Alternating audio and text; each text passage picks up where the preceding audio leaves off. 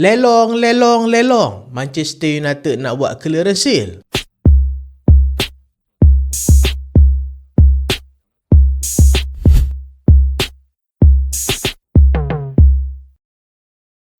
Assalamualaikum dan selamat datang ke Pala Bola United. So kita ingat dekat market-market je buat clearance sale. Manchester United pun akan buat clearance sale pada hujung musim ni. Yang mana masa ni Manchester United target untuk buat clearance sale under Sir Jim Ratcliffe. Apa target Manchester United sama ni? Sama ni Manchester United ada dua target. Yang pertama adalah Manchester United nak jana 100 juta penjualan. Yang kedua adalah Manchester United nak clearkan 1 juta gaji seminggu. Maksudnya kalau kita total penjualan kita tu boleh dapat 100 juta pound, dan dengan total pemain yang keluar tu paling kurang kita nak bersihkan 1 juta pound gaji seminggu. So adakah misi Sir Jim Ratcliffe akan tercapai hujung musim ni? Jom kita tengok. Sebenarnya aku rasa target untuk dapatkan 100 juta sale dan juga 1 juta pound gaji clearance untuk sama ni aku rasa agak mudah, sebab kita tengok banyak juga pemain-pemain yang memang akan keluar daripada Manchester United. Kalau kita tengoklah ni, ada beberapa pemain yang kemungkinan hampir 100% akan tinggalkan Manchester United. Yang pertama adalah Rasmus Højlund. Dia ni confirm akan join pasukan Napoli. Napoli akan aktifkan release clause Rasmus Højlund yang bernilai 44 juta euro. Yang kedua, starboy kita, bekas starboy kita lah, iaitu Marcus Rashford, confirm juga akan tinggalkan Manchester United. Cuma kita tak tahu je Barcelona nak bayar macam mana. Mereka nak bayar harga yang MU minta ke ataupun mereka nak nego lagi. Pemain yang ketiga akan tinggalkan Manchester United. Dia ni tak akan bagi apa-apa transfer fee dekat Manchester United, tapi akan kosongkan beban gaji Manchester United dengan cukup tinggi, iaitu Casemiro. Pemain yang keempat adalah Jadon Sancho. Ya, Sancho masih lagi pemain Manchester United, berbaki kontrak lagi dengan kita, tapi ini adalah musim terakhir dia dekat Manchester United. Dan kita juga ada pemain-pemain yang kemungkinan besar akan tinggalkan Manchester United, cuma tak 100% lagi.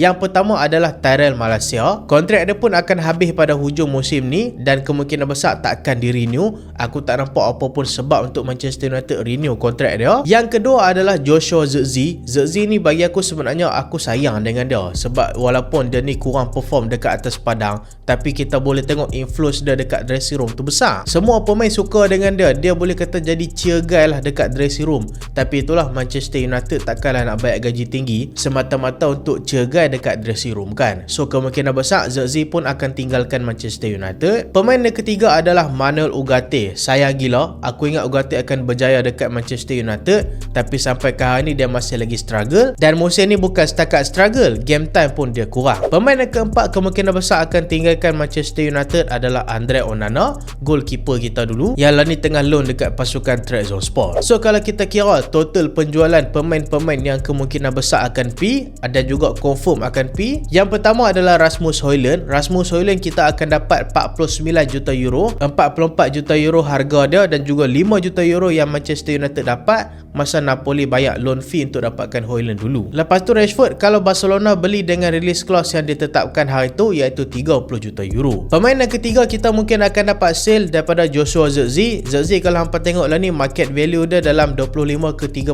juta euro. So mungkin harga anggaran kita akan dapat macam tu. Dan pemain yang keempat adalah Manuel Ugarte. Walaupun Ugarte ni pemain yang fan-fan MU tak suka, tapi sebenarnya Ugarte ni banyak peminat tau. Sebab kalau hampa tengok gameplay dia, memang bagi aku agak sesuai juga untuk tim-tim yang main high press. Contoh macam Atletico Madrid ke ataupun Juventus ke. Tapi bagi aku Ugarte ni memang sesuai dengan pasukan Atletico Madrid. Dan dia ni muda lagi, baru 24 tahun. Market value dia pun agak tinggi, 30-40 juta euro. So kemungkinan besar kita boleh dapat around harga macam tu. Dan pemain yang terakhir kita mungkin akan dapat daripada sale, iaitu Andre Onana. Ya, Onana masih ada harga. Dan kita tengok market value dia lah ni 10 ke 12 juta euro. So kemungkinan besar kita boleh dapat 10 juta euro hasil penjualan Onana. Kalau kita dapat jual 5 player ni dengan harga yang aku bagi tahu tadi, kemungkinan besar kita akan dapat penjualan 144 juta euro sampai 160 juta euro. Kalau kita dapat jual 5 pemain tadi macam harga yang aku cakap, kalau kita convert 160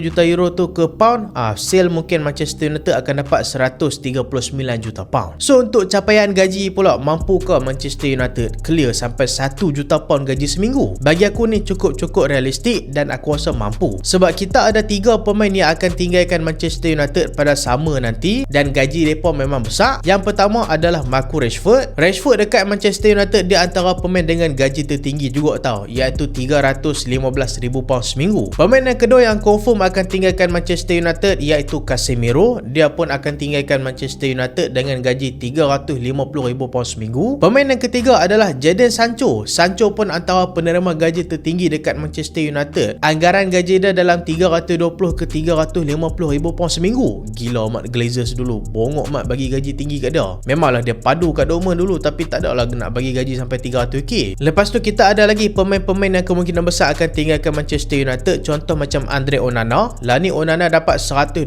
pound seminggu dekat Manchester United. Pemain yang kelima adalah Rasmus Højlund. Dia dapat 85,000 pound dekat Manchester United seminggu. Tyrell Malacia, dia dapat 75,000 pound seminggu tau dekat Manchester United. Kalau hampa nak tahu, gaji goalkeeper kita yang baru lah ni iaitu Sam Lemon 60,000 pound seminggu saja. Gaji Malaysia lagi tinggi daripada dia.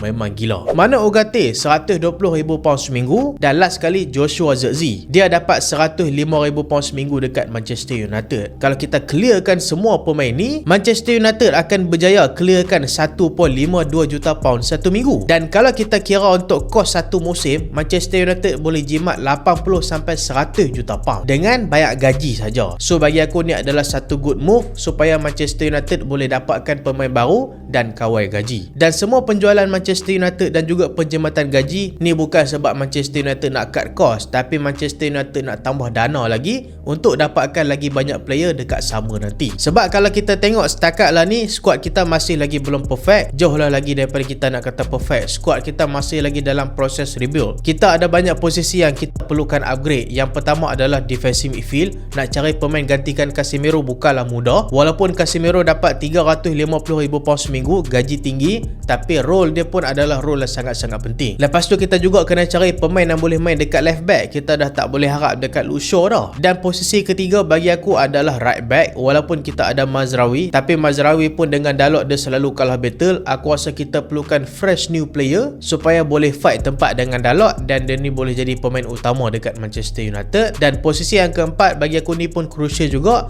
adalah pengganti kepada Bruno Fernandes. Bukanlah pengganti terus, bagi aku mungkin pemain muda sikit, so dia boleh jadikan Bruno sebagai mentor dia. Nanti bila Bruno tinggalkan Manchester United, kita dah ada backup plan. Bagi aku lah ni satu benda yang positif kita tak boleh nafikan sejak Ineos main dekat Manchester United adalah struktur gaji Manchester United semakin baik. Manchester United tak adalah nak bagi gaji secara mengkinzir buta dekat pemain-pemain dengan harga yang gila. Kalau kita tengok signing kita pada summer lepas, kita dapatkan Senne Lammers, Matheus Cunha, Benjamin Sesko, Bryan Mbeumo dan juga Diego Leon lah sebagai pemain muda. Tapi Leon tu kita tolak tepi sebab dia memang pemain muda lagi. Kalau kita tengok pemain-pemain yang Manchester United dapatkan, Manchester United bagi gaji yang bagi aku memang setimpal dengan apa yang profil mereka offer sebelum mereka join Manchester United. Yang pertama adalah Sam Lemon. Sam Lemon Manchester United bagi gaji dekat dia 60,000 pound seminggu saja tau. Dan setakat lah bagi aku dengan performance yang dia bagi ni, memang dia agak underpaid, tapi itulah tak apa dah. Bila pemain tu main, bagi gaji rendah dulu. Dia dah perform, dia dah sampai status sebagai key player, nak renew kontrak barulah bagi gaji tinggi sikit. Ni beli-beli pun dah bagi gaji tinggi, macam mana nak tambah gaji lagi lepas tu? Betul tak? Pemain yang kedua Matheus Cunha, Manchester United dapatkan daripada pasukan Wolves. Dia ni pun antara pemain dia direbut-rebut juga oleh pasukan lain. Manchester United bagi gaji dekat dia 180,000 pound seminggu. Bagi aku gaji ni tak adalah tinggi sangat, tak adalah rendah sangat, dia normal. Pemain yang ketiga adalah Bryan Mbeumo daripada pasukan Brentford. Manchester United bagi gaji dekat dia 150,000 pound seminggu. Tak tinggi juga, tak rendah juga, bagi aku normal. Dan pemain yang keempat adalah Benjamin Sesko. Manchester United bagi gaji dekat dia dalam 160,000 pound seminggu. Tu kalau Glazers tengah pegang high bola sepak lah ni, beli Sesko tu tak ke 200-300 ribu nak bagi kat dia, confirm kan? So itulah satu benda positif. Manchester United akan buat clearance sale dan kemungkinan besar kalau Manchester United dapatkan pemain baru pun harga dia tak adalah tinggi sangat, kecuali kalau MU terpaksa. Contoh macam kita ingat hari tu, MU betul-betul fight akan nak dapatkan Mbeumo tu harga murah, tapi lala kali terpaksa juga bayar harga mahal. Tapi bagi aku kemungkinan yang paling besar Manchester United takkan bayar gaji melampau dah, melainkan pemain tu deserve. So itulah isu semasa pasal pasukan Manchester United. MU akan buat clearance sale pada hujung musim ni, dan bila buat clearance sale tu kemungkinan besar akan ada big upcoming juga untuk player-player baru untuk Manchester United. So apa pendapat hampa boleh komen dekat bawah. Hampa excited tak nak masuk sama nanti, tapi kita harapkan kita buat penjualan tu dan kita boleh masuk balik ke UCL, so kita boleh spend lagi banyak. So itulah video kali ni dan terima kasih sebab tengok sampai habis. Jangan lupa like, jangan lupa share, jangan lupa subscribe. Aku Solehan, Assalamualaikum.